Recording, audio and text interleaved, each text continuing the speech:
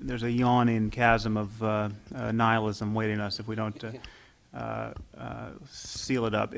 The idea that there's this opposition to speak rationally, yeah. Winding chasm of nihilism. There are many justifications for madness have been coming out of that hole.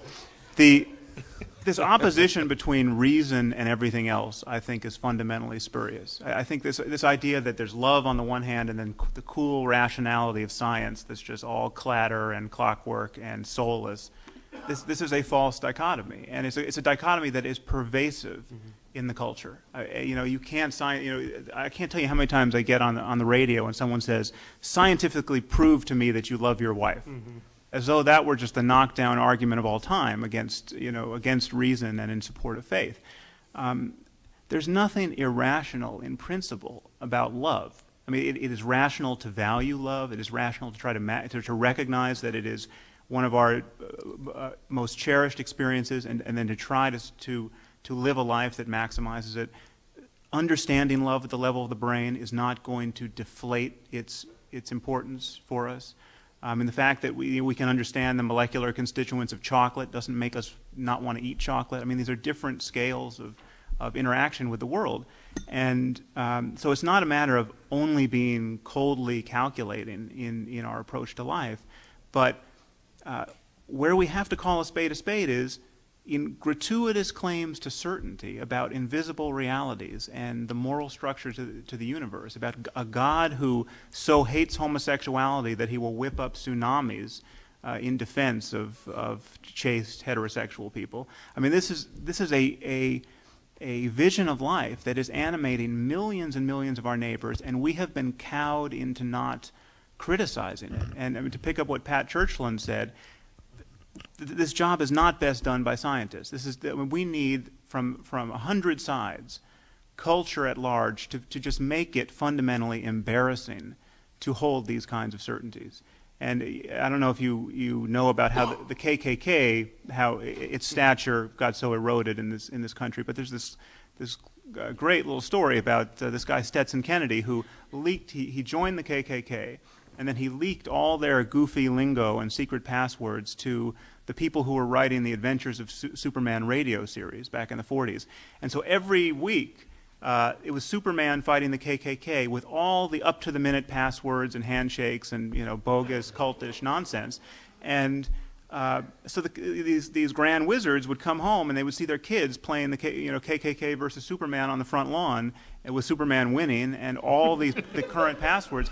And they found this so humiliating, and this was so corrosive. And Stetson Kennedy was still, inside the Klan. He would see the aftermath of these effects at meetings, and I'm sure there were other variables involved. But the KKK is functionally a defunct organization, whereas it had 20 million members, among whom were senators and even one president.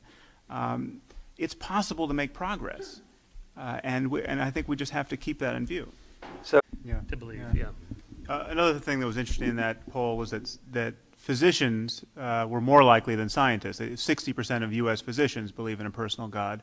And I think that probably shouldn't be surprising, simply because physicians are the people who have to tell people all day long that they're going to die, or they tell the family that their family member is going to die. And I think death is very much central to this what is otherwise quite an astonishing feature of our discourse, that so many people believe the preposterous. I mean, there is no story that is going to so totally inure you to the tragedy of the death of your own child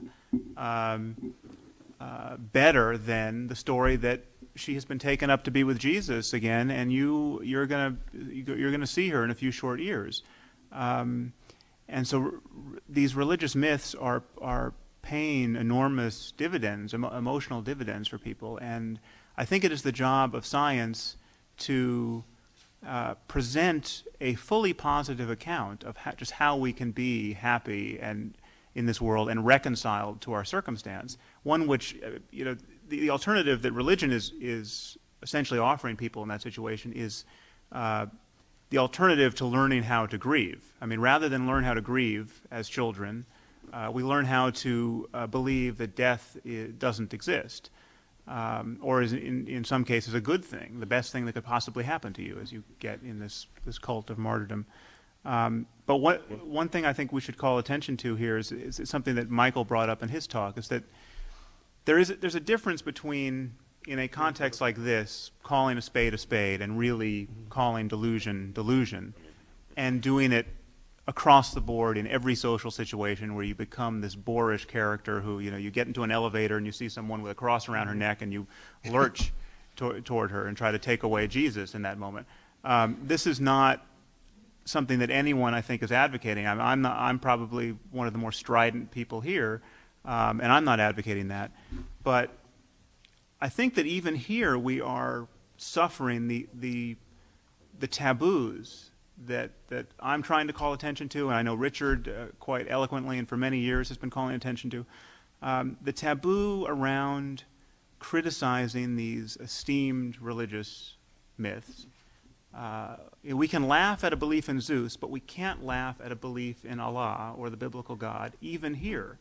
And I just want to point out that, our situation is so uncanny. We have a world that has been shattered by literature, and I think we have to marshal an emotional response the same response we would have if we woke up in a world tomorrow where, all the violence in the Middle East, all the bloodletting, all the wars and threat of future war was born of rival interpretations of the plays of Shakespeare, where the Jews like King Lear and the Muslims like Hamlet, and they're willing to blow themselves up in crowds of children over the difference. Okay, that seems like an impossibly bizarre world to live in, and yet that is exactly the world we are living in. And if we could come face to face with that strangeness, I think we wouldn't be wasting much time wondering about whether there is a conflict between religion and science. You want to say something? Since you are... Did you want to come on down here?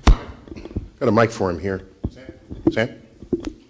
See, this is the director of the Hayden Planetarium who does this all the time. He's got something to say himself, by the way. What? He's got something to say Thank himself. Neil, yes, I know.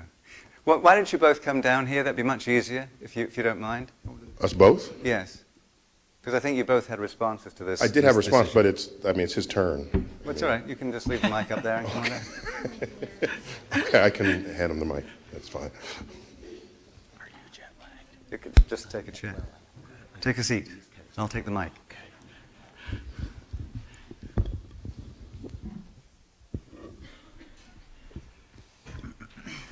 Now, Sam, you've actually written on Buddhism, and you have an essay which I recall called "Kill the Buddha." Yeah, because you take. Although it's you not. Take it's obviously from that very old, what was it, 12th century monk or something. There's a koan. But your position is that in fact. Well, why don't you say what your position is? I just wanted to first respond to you, Joan, because I feel like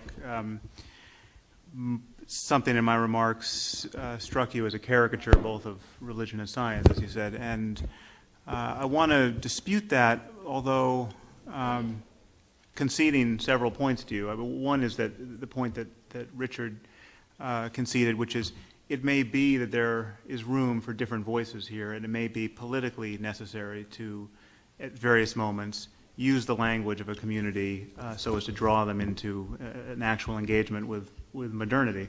But you were saying much more than that. You were basically saying that it is highly doubtful that we can get morality really up on a foundation without believing something religious, without believing that one of our books is not an ordinary book, but may be the Word of God, or may be the best book ever written, never to be superseded. And I highly doubt that, and I think when the conversation moves into morality, I want to try to give you a rational foundation, what I think is a truly rational foundation for morality, which doesn't partake of any superstition. But the thing I want to point out to you is that it seemed to me you're pointing out the role of bias in science. You're saying that you can pick out individual scientists or individual theories or individual moments in science where scientists were just flat wrong, and they were wrong based on their own biases. And that is a totally legitimate thing to do. It is a totally scientific thing to do. I mean, your bias in science is bad science. Bias in religion is faith, it's doctrine, it's redeeming, it's holy. I mean, you don't have the same corrective mechanism in religion. And just before you, I just want to bring in Pat Churchland's piece. The reason why neuroscientists are queuing up to meet with the Dalai Lama and not with the Pope is that there is a different discursive tradition within Buddhism than within Christianity and certainly within Islam. And you know, the Tibetan Buddhism is, in its totality, being practiced as a religion by most Tibetan Buddhists in this world. But the Dalai Lama is a very sophisticated connoisseur of modernity, and he's interested in science. And there is an empiricism to Buddhism which makes legitimate the statement that you hear on the lips of many Buddhists that Buddhism is not even a religion. It's a philosophy. It's a mode it's an introspective methodology.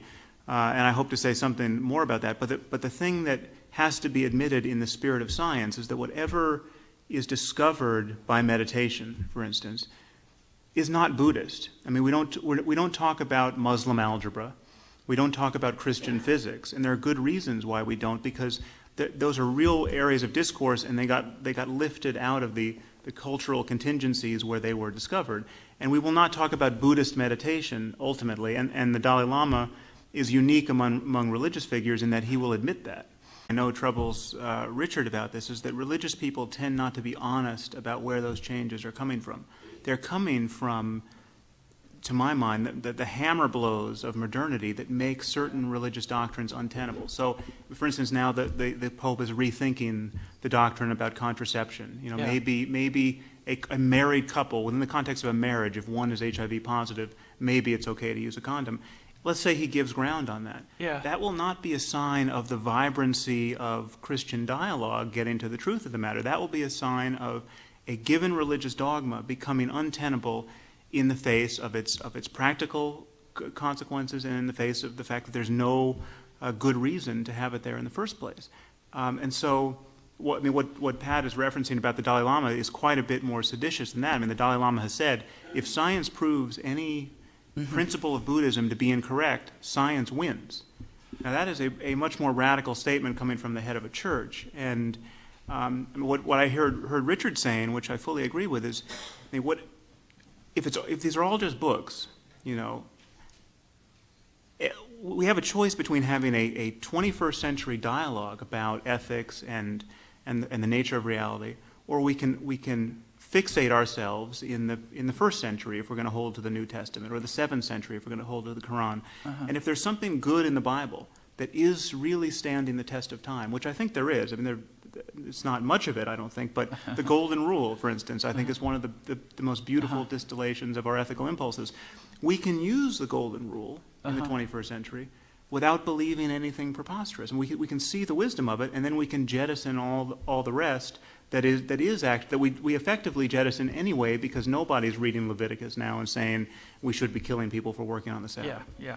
Well, that's an interesting program. And these are the core kinds of beliefs that have to be dealt with. And it's not just a simple matter of expunging them and proving them false. Sam, and then we'll go to lunch, I think. So say something appetitive. I'll try. I just thought I should briefly respond to your comment, Scott, which I found to be remarkably eloquent and really amazingly censorious in this context. I mean, it was delivered as though with the eye of omniscience. There's no one in this room who understands religion. No one is evincing the intellectual or moral character necessary to really launch the criticism that many of us are attempting. And I take issue with that, and I can certainly respond to your challenge that I am, for instance, delivering a caricature of Islam. But what I want to point out to you is that how I would not be tempted to respond. I would not be even remotely tempted to say that you should respect my beliefs about Islam, or about terrorism, or about jihadis, or about the demographics of morality in this world. That is a move that is not open to me, and it is perfectly obvious to me that the burden is not upon you to respect my beliefs. You and I disagree, and I will give you reasons for believing what I do, and you will evaluate those reasons. But we've heard from you, and we've heard, quite explicitly from other people in this room, these disgruntled sounds about how what I view as to be over broken taboos here, that we're not respecting people's beliefs. There's arrogance here. This is not sufficiently respectful of the very heartfelt beliefs of religious people. That is a double standard that we're paying a terrible price for. I would just invite you to reflect. When was the last time anyone in this room was admonished to respect another person's beliefs about physics, or about biology, or about medicine? We don't respect beliefs, we evaluate reasons. And perhaps now is not the moment for it, but I can assure you that I've read the Quran many times. I find it to be a document, and the larger commentarial literature, the hadith around the Quran, I find this to be a literature that makes ready sense of suicidal terrorism. I would never say that the only possible cause of suicidal terrorism is Islam or is religion. There are other examples of suicidal terrorists who are running different software on their brains, but Islam is a remarkably good piece of software to be running if you want to justify, if you want to get a cult of martyrdom and you want to justify this kind of violence. And we see this every day, and we can talk about who the 19 hijackers were and how much economics or their own backstory of oppression played in their behavior. I would say none at all, and I would say the evidence is on my side. And I've looked at your own studies, and I know the kinds of interviews you do with jihadis, and we can talk about that data. But the larger critique here of religion is that religion is functioning by a double standard. The double standard is you should be respecting people's certainties when they are totally uncoupled to evidence, when they are actually vacuous in the way that you just described. Although I take issue with that, I think the claim that Muhammad heard the perfect word of the creator of the universe in his cave from the archangel Gabriel, and now the Quran is not a vacuous statement, and it's a statement that's literally believed and constrains the thinking of Muslims. So anyway, you're a nice guy, I'm a nice guy, we can talk about this. But the problem of religion is that it really does stop conversation in many other contexts. That will be the last thing, then we go to lunch, because we actually have no more tape. Sam, I think you're running your own record. I never said anything about respecting anything. I said understanding it. And let me give you... Yes. But I never said anything about respecting those kinds of beliefs. Let me give you an example. I was going to other people like Aaron Shriver, a very bright person who said yesterday, answered by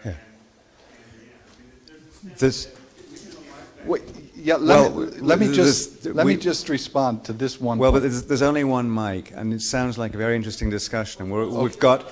No, I'm going to actually have to tell you that we actually are just about to run out of tape. I really regret that. But we can pick this up in the afternoon session, and we'll be glad to have you exchange comments there. We're finishing off your conversation.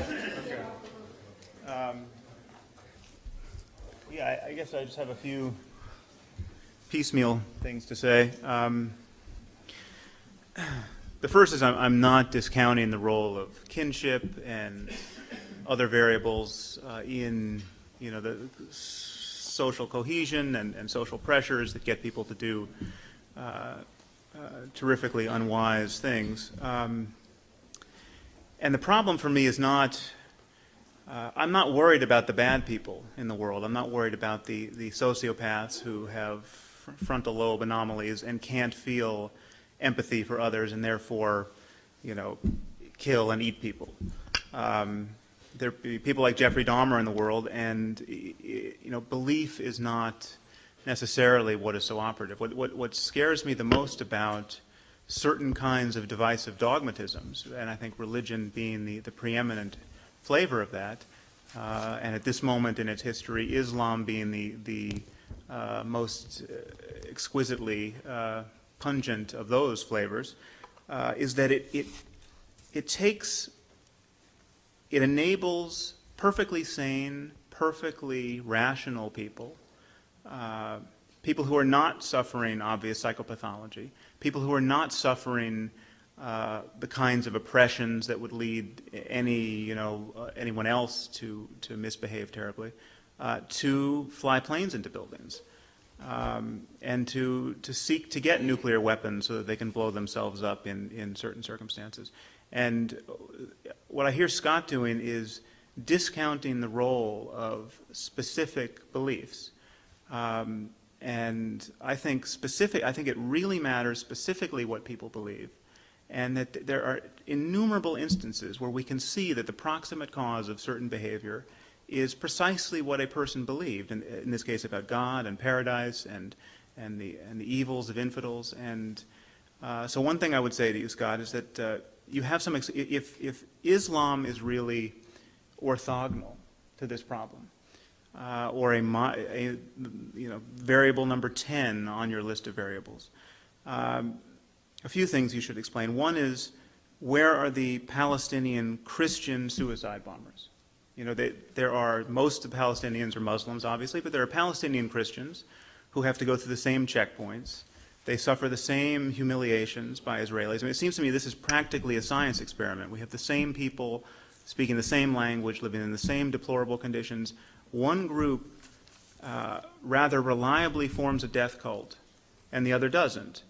And another example I'd like to put on the table: where are the Tibetan Buddhist suicide bombers? If oppression were enough to so derange a culture that they would blow themselves up on school buses, and where you could get crowds by the tens of thousands calling for the deaths of non-combatants, we would see Tibetan Buddhists blowing themselves up on Chinese school buses. And what we don't see that. What we do see among Tibetan Buddhists, and there are many examples of this, we see Tibetan Buddhist monks and nuns who have been tortured in Chinese prisons for decades, but really tortured, with cattle prods and electric shock to the genitals, coming out of these decades of torture, saying things like, my greatest fear while I was in prison was that I would lose my sense of compassion for my torturers.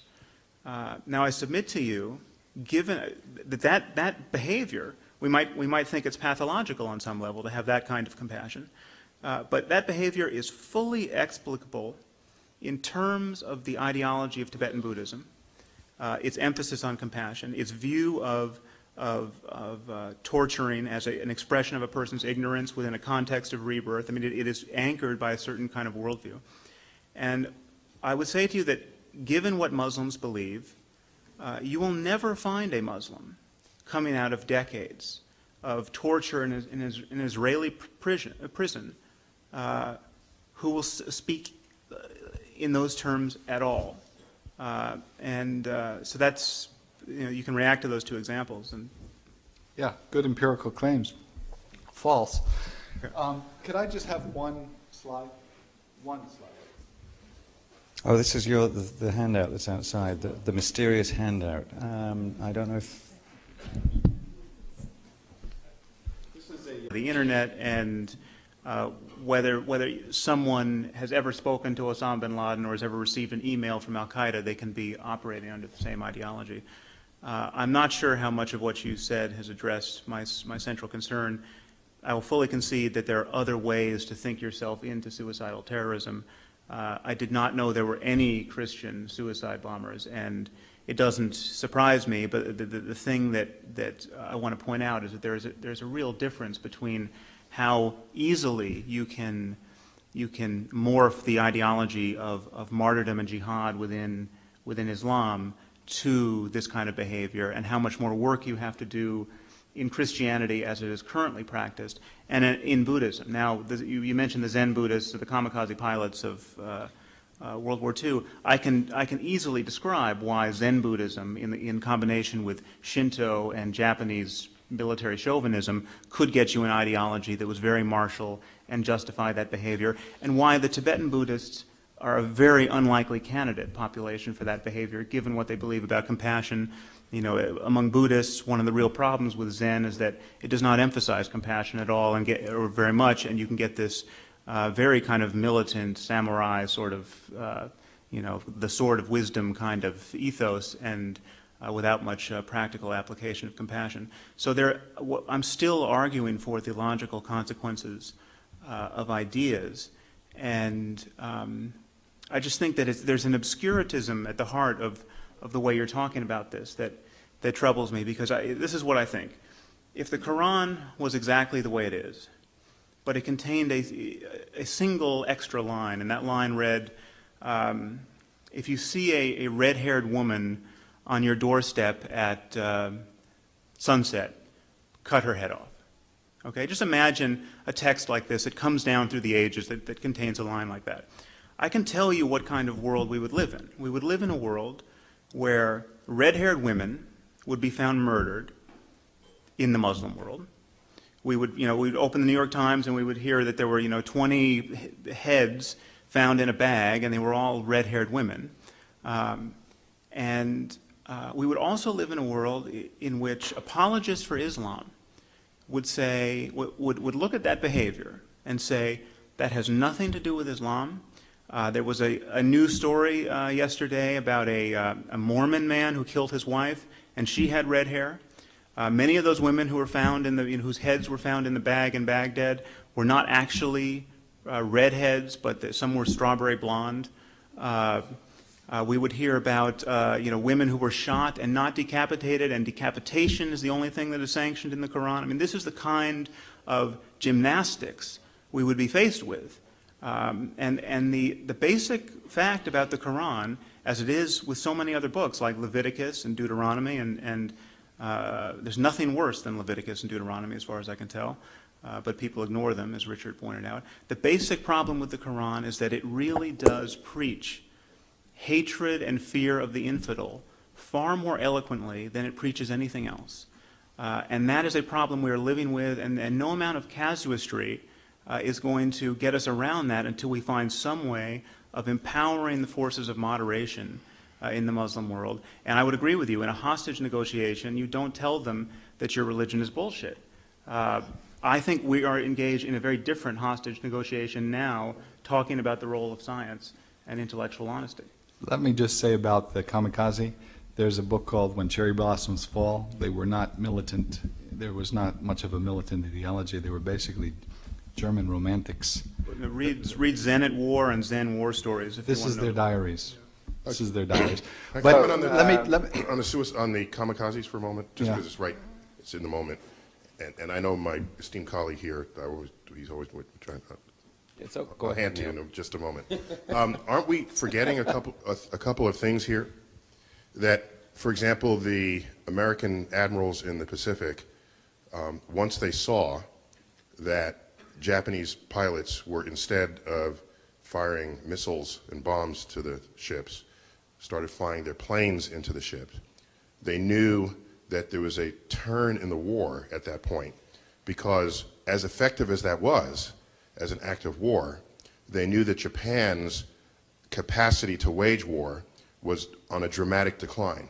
Because had that been, it was not the first choice for Japan to engage kamikaze bombers. And so if we go to Islam, there's a question I haven't heard asked yet. Because we're looking at suicide bombings as some kind of intrinsically noble exercise within the paradigm and abhorrent from the outside. But would there be suicide bombings if the Islamic community had their own air force and tanks? I don't think so. They would be invoking the military machines that the rest of the West has available to itself. And they say so quite specifically. Okay. I would say I wouldn't be quite that sanguine. There wouldn't be suicide bombings, perhaps, but this notion of martyrdom, either you believe in martyrdom as a genuine metaphysical principle or you don't. If you do, it has certain behavioral and logical consequences. Get the U.S. out of this. Look at the war between Iran and Iraq. The Iranian mothers were sending their teenage sons out to clear minefields with their lives, thinking they were going to get to paradise and get the whole family in after them. We were not, this was not Iran against the great Satan. This was not an expression of their entanglement with Israel. This was, I mean, how do you get a mother to celebrate the suicidal atrocities of her children? she has to believe something. Now, more often than not, I'm with Weinberg, who thinks she has to believe something religious. Now, you can get me some kind of Marxist ideology hammered into her head that may get her to feel consoled by that behavior, but martyrdom is good enough, and martyrdom is very well subscribed. And so whether they're willing to blow up nukes or just not be deterred in a mutually assured destructive sort of way, the way the Soviet Union was, that's really what I'm worried about. I'm worried about a world in which we wake up and we see the psychological equivalents of the 19 hijackers armed with long-range nuclear weapons, and then we have to think, well, are these really rational actors? I mean, are they as pragmatic as Scott says, or are these guys really willing to hit the wall at 400 miles an hour? I think they're telling us they're willing to hit the wall. Many of them are hitting the wall. I think as a rhetorical device, that's pretty persuasive. So I'm inclined to take them seriously. Yeah, but again, Lawrence? Okay, I want to step back a little bit for the debate that you started earlier with your question to Sam to some extent. And actually something you said, Sam, now allows me to bring it back, which is, I'm kind of amused. The basic point that you make very cogently is that we have this unusual and totally non-rational acceptance of religious sensibility, especially when those sensibilities are ludicrous. Mm. And the easy example is in this case maybe Islam, or you can pick whatever, or the Old Testament. But you're much more tolerant in your statement, of course, of Buddhism. You talked about the Buddhist who had this compassion, but the compassion was based on nonsense. It's based on reincarnation. Well, it's actually, I mean, I can unpack that, but... Yeah, but okay, but the point is, it's clear to me that you're much more willing to, in some sense, be respectful of a nonsensical religious belief which leads to a positive result, perhaps. And yeah, I know, I want you to comment on that. I'm sure you'll not agree with that statement, but I want you to elaborate on it. But I think what that reflects is this question that you were asking earlier, which is the a priori attack on religious faith in general, or in fact not religious faith, but faith in things which you cannot, for which you have no evidence whatsoever, as a general statement that is a bad thing. That making that attack is perhaps not empirically advised, nor is it sensible to do. And I have to say, as an empirical fact, I've evolved in my own discussions. If I talked here 5 years ago, I would have sounded much more like Steve or you or Richard, perhaps. In debating people on the issue of evolution around the country, I suddenly got hit with realizing how offensive, how illogical the statements that were being applied from what I was saying was being received by the people I was talking to. In particular, I remember debating, I forget the guy's name, who was head of the Intelligent Design Network in Kansas. That old fella, he's a nice old guy. Do you remember his name? Anyway, and he trotted out this letter from 50 Nobel laureates trying to defend evolution. They said there's no evidence for design and purpose in the universe. And then the next sentence says there is no design and purpose in the universe. And he said, see, these people are trying to preach atheism. And I thought, that's the worst thing they can be doing, because in fact that has nothing to do with evolution, because evolution has nothing to do with the design and purpose of the universe. It has to do with the development of diversity of species on Earth through natural selection. And so that by going out and immediately attacking the notion that believing things without any evidence is empirically bad, or is just not acceptable, that we are stepping beyond our role as scientists, and inevitably it becomes emotional. You don't mind, you wouldn't preach as much against Buddhism as you would against Islam, because you don't like Islam less than you like Buddhism. And no, so you're right. Well, so anyway, those are the things I wanted to provoke both of you, but I think sort of it's a way to bridge between the two of you. Yeah. No, good question. It's not that I'm pulling any punches from Buddhism based on some kind of dogmatic affinity with Buddhists or having been raised Buddhist. I mean, this is not what's going on. I happen to think that within Buddhism there's an extraordinarily nuanced and interesting methodology for meditation, and some very sophisticated discussion of the nature of consciousness, the possibilities of transforming our moment-to-moment perception of the world, that link up rather nicely with what we understand about neuroplasticity and the human brain at this moment. If you sit in a room with the Dalai Lama talking to physicists and neuroscientists, you'll see that there is for the most part, a very open and unconstrained dialogue going on. But the basic premise is nonsense, right? Reincarnation. Well, reincarnation, who knows? That may, I mean, I have no, well, no, who knows in the sense that there's no, I mean, there are these spooky stories where, you know, a kid, I am not, okay. Okay. Well, reincarnation, you are on firm ground being skeptical of reincarnation. Let me say that, okay? I mean, this is going to take us far afield. I have published a few spooky things about telepathy and reincarnation, which amount to not an endorsement of these beliefs, but just, you know, I hear there's all this data. Someone like Dean Radin writes a book about it. Brian Josephson, a Nobel laureate in physics, blurbs it. I don't have the time to do the meta-analyses or the statistical expertise, so I'm awaiting the evidence, okay? So I don't want to talk about reincarnation. It may be... Life after death experience. All right.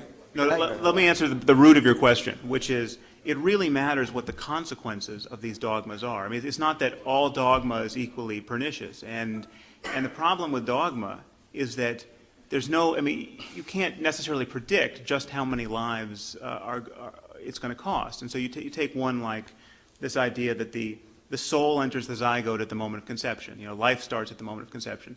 This sounds totally benign, in fact, life-affirming. Why not believe this, right? Then we invent something called stem cell research, and we have a president who vetoes federal funding of it because he and millions of other Christians think that every 3-day-old human embryo has a soul which cannot, has interests which cannot be trumped by the interests of a little girl with full-body burns or spinal cord injury or diabetes. And we seem to be at a stalemate in our ethical debate in this culture. And unless we are willing to criticize the dogma at that point, we really are left in a situation where tens of millions of people have conditions that could be remediated potentially by stem cell research, or for which stem cell research is the best game in town as far as generating therapies, and we are not pursuing it aggressively. So this is where dogma begins to be really troubling. And if a reincarnation, if certainty about reincarnation were doing work that I could see anywhere that was analogous to the work of martyrdom, I would be telling the Buddhists, you have, I mean, this is until you had evidence, this is pernicious nonsense, this is getting a lot of people killed. Now, there are situations in which it may get people killed. I can fully predict what those situations might be, or at least venture a guess, but the problem, that's not the problem I'm seeing with Buddhists now. The problem I'm seeing with Buddhists is they are entangled with a lot of New Age mumbo-jumbo that makes their discourse basically seem unscientific. Well, it seems to me ultimately, Hey, I'm taking my microphone, but one last thing. You need a microphone. One thing? No? Yeah, but it's not going to go anywhere. Oh. Roger, I have to go to the airport. Can I just make one statement? Yes. Okay. Just want to leave you with one thought. I agree there's lots of nonsense in the world, and that science may or may not, though I see no historical evidence that there's any interesting thing science has done for morals yet, or ethics or politics or anything else. In fact, I've seen the contrary. But let's suppose there is. And let's suppose that it's a good mission to get rid of the nonsense in the world. This is your problem, which you're not facing. How to advance science and reason in a fundamentally irrational world. Not to wish it to go away, not to believe that by rational argument it will go away, but how to deal with that problem. It is a very, very hard problem. I gotta go. Thank you, Scott. Well, I'm going to respond to you as you walk out as well. yeah. Well, Can I just say one thing, Roger? Because in response to those applause. well, apparently, according to the people up there, your microphone's trumping mine at the moment. Okay. So go All right, I'm going to use my advantage. Rational argument actually does occasionally, and I think rather often, change people's minds about God. I mean, I am the recipient of thousands upon thousands of emails now from people who used to be fundamentalists, who got argued out of it. I mean, trying to square their ludicrous beliefs about the world with the consequences of those beliefs and with the testimony of rationality on 100 fronts has eroded their confidence in those beliefs. And you wouldn't know this. I mean, we have this kind of shibboleth which says you can't, what wasn't reasoned into existence can't be reasoned out. The truth, I think, is rather much closer to this, that people are making desperate efforts, rather heroic efforts every day of their lives to be reasonable, to have a coherent worldview. And when those efforts become too costly or too embarrassing, dogma loses. And I can just tell you that there are ministers in this country preaching to flocks, ministers who have completely lost their belief but can't figure out what other job to do. And so we're just literally getting up on Sundays, espousing what they now know to be nonsense. There's every permutation of that. There are fundamentalists who become moderates who become atheists, and so it's just not true that people can't be argued out of their beliefs.